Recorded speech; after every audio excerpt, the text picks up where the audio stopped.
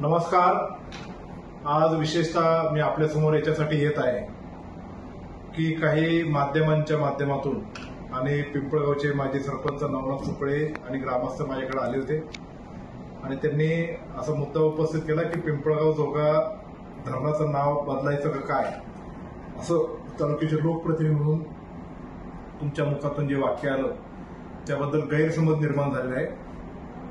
परवाच झांबरशेठ तांबे उर्फ श्रीकृष्ण तांबे यांचं पुण्यस्मरण उतूर येथे संपन्न झाला आणि तिथं काही लोकांची अशी मागणी होती की जसं येडगाव धरणाचं नाव म्हणजे येडगाव धरणाचं नाव हे येडगाव धरणच आहे, तर त्याला विघ्नर जलाशय असं नाव आहे मागच्या पाण्याला, किंवा मानिकडो धरणाचं नाव हे मानिकडो धरणच आहे पण त्याला शहाजीराजे जलाशय असं नाव आहे, आणि डिंबे धरणाचं नाव पण डिंबे धरण आहे पण त्याला हुतात्मा बाबू गेनू सागर असं नाव आहे।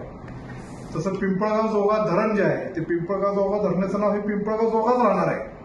पिंपळगाव जोगा या नावाला कुठलाही धक्का पोचणार नाही, पण त्या मागचा जो जलाशय आहे त्याला श्रीकृष्ण जलाशय असं नाव द्या अशी ओतूरच्या नागरिकांची भावना होती।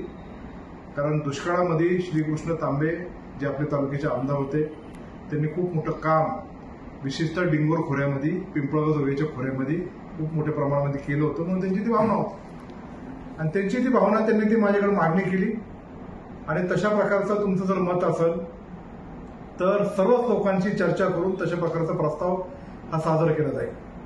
मूळतः मला असं सांगायचं आहे की पिंपळगाव जोगा नाव याला कुठल्याही प्रकारचा धक्का बसणार नाही आणि राहिला विषय त्याच्या मागच्या पाण्याला जर श्रीकृष्ण जलाशय देण्याचं नाव आणि तिथल्या सर्व ग्रामस्थांचा जरी विरोध असला तरी सुद्धा माझे आमदार श्रीकृष्ण तांबे यांच्या नावाने आपण आता तिथं अनेक प्रकल्प करतोय पर्यटनाच्या माध्यमातून। एक ऍडव्हेंचर स्पोर्ट्स तिथे एक दालन करतोय, त्याचं एक ट्रेनिंग इन्स्टिट्यूट करतोय, किंवा पिंपळगाव जोगा धरणामध्ये बोटिंग आणि त्याच्या संबंधित आपण एक पर्यटनाच्या माध्यमातून करतोय। यदा कदाचित श्रीकृष्ण तांबेंचं नाव त्याला आपण देऊ शकू, पण मला विशेषतः सर्वच नागरिकांना एक आवाहन करायचं आहे की याच्यात कुणीही मनामध्ये गैरसमज आणू नये आणि पिंपळगाव जोगा हे जे धरण आहे त्या धरणाचं नाव कुठेही कमी पडणार नाही अशी मी आपल्या सर्वांना नम्रतेचे निवेदन करतोय। धन्यवाद। जय शिवराय।